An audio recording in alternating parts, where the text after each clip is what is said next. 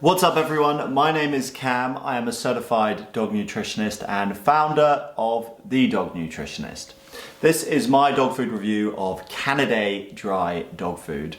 In this review we're going to look at the ingredients in a particular recipe of theirs. All of their recipes will follow a very similar ingredient pattern as per nearly all dog food company. Follow along, no matter which particular food you're feeding your dog. This will help you understand the ingredient quality and how they are processed. It isn't as simple just to look at a dog food label and see ingredients. You need to understand how the processing affects those ingredients, because it does. When an ingredient is exposed to heat for a long period of time, it changes the protein quality, it reduces the water-soluble vitamins, lots of things actually change. So we're going to talk about that. I'm also going to talk about what is the healthiest diet for a dog. I feel like that's information that all dog owners should have and actually really want to have. The only thing getting in the way of that is the amount of misinformation that's online. I mean, we all have searched for simple answers to the questions we have on dog nutrition, and we're just bombarded with a load of different crap. So I'm going to help you understand what the healthiest diet is. And then at the end, I'm going to talk about how you can implement the healthiest diet in the cheapest possible way. So that is what we've got lined up in this super exciting dog food review of Canidae dry dog food.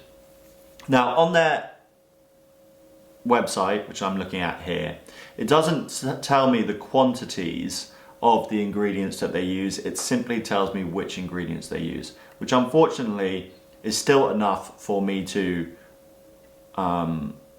review this and provide an idea on the quality, because the ingredients that they use aren't great, and I'm going to go into that now.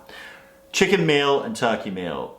So anytime you see meal or a dried food or a hydrolyzed food, that means a powdered food. When you cook chicken or turkey down into a powder, I mean, they call it concentrated protein here, but the reality is it's just cheap protein. Low quality chicken sauces, low quality turkey sauces, and then they boil it down into a powder or cook it down into a powder, and that's what they put into the dog food. Not good. Then you have brown rice, which, okay, it isn't too bad. I wouldn't recommend dogs eat too many carbohydrates, and within this food you also have oatmeal, which would suggest that actually there's quite a lot of carbohydrates in there. Let's see the guaranteed analysis, which will tell us actually how many carbs are in here. Protein is 24%, which is low for a dry food. 10% fat, okay, 4.5% fiber, so that's around 40% of the food. 10% moisture, that is 50% of the food. And then where is the ash? Basically carbohydrates are probably going to make up around 40% of this food, which is way too high for a dog. I'll get into what the healthiest diet is for a dog and why carbohydrates aren't recommended in such quantities in the next part, but it's just too many carbs, too many low quality protein sources. The effects of that can be, you start to see your dog getting a dry, dull coat, flaky skin, maybe start to lose mobility a little bit quicker. It's not good when you underdo protein quality and overdo carbohydrates. One of the main reasons why so many dogs suffer from obesity is because we give them so many carbs, so much energy and sugar that they can't actually use, and then it gets converted and stored as fats, and obesity is a crisis. It really is. It's not good. Despite the nice rebrand, this isn't a great food, and yeah, I'm going to talk about what the healthiest diet for a dog is next. I do have a beard in that video. I filmed it 2 weeks ago, so just bear in mind you might see a change. I'm going to give you the simple and quickest version of how we know what the healthiest diet for a dog is. And without being condescending, to understand this part, you really need to understand what a dog is. And what a dog is how a wolf has evolved into the dog. It is the difference between the two that determines what a dog is. The wolf is the ancestor species of the dog. We domesticated the wolf, and the adaptations to the wolf, the changes that were made, determine what a dog is. From a biological standpoint, dogs have changed their ability to digest non-meats and sociability. Those are the two genetic differences between dogs and wolves. The two main, glaringly obvious genetic differences. The sociability part comes from us breeding the wolves that didn't shred our kids to pieces. The second part, the ability to digest non-meats, this is the most important part of what they should be eating, of course. Different dog breeds have developed different abilities to digest non-meats, and this is due to their exposure to non-meat diets, depending on the geography of where they came from.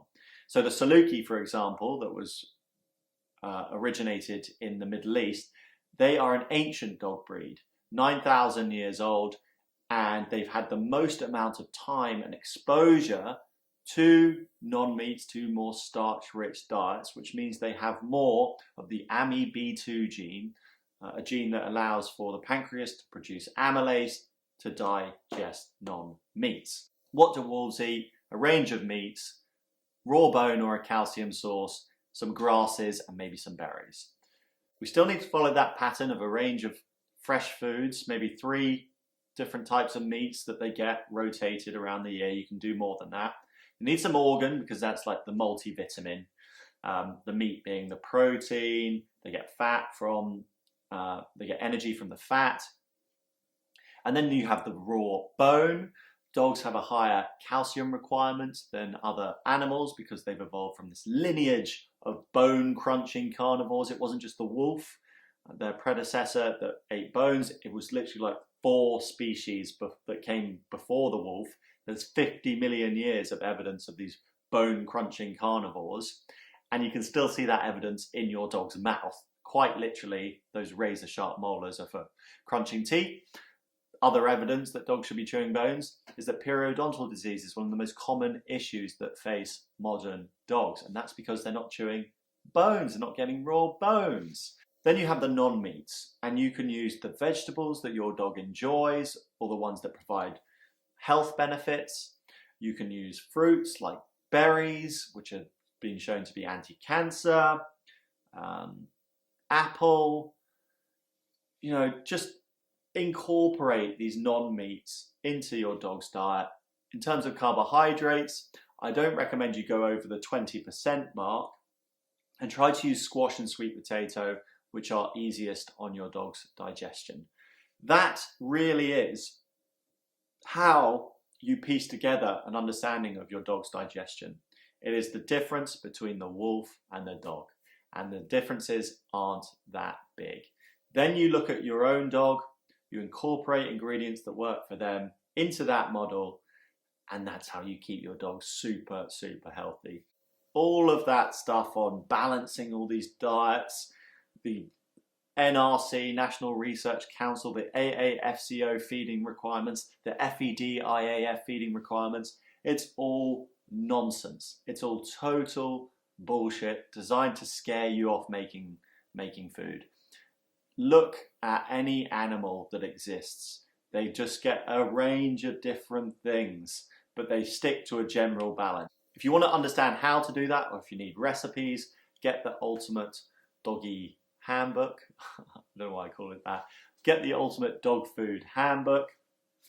And also I've got a free dog nutrition course here on YouTube that you can watch to learn more. All right, so that's how we know what the healthiest diet for a dog is. How can you do that at a cost-effective rate? Because meat prices are extortionate. Dogs need lots of meat. They need some variety. How can you do this when you wouldn't feed yourself a diet that high in meat, and you wouldn't spend that much money on your own diet? Well, you can source cheap meat online. I buy venison from a venison wholesaler.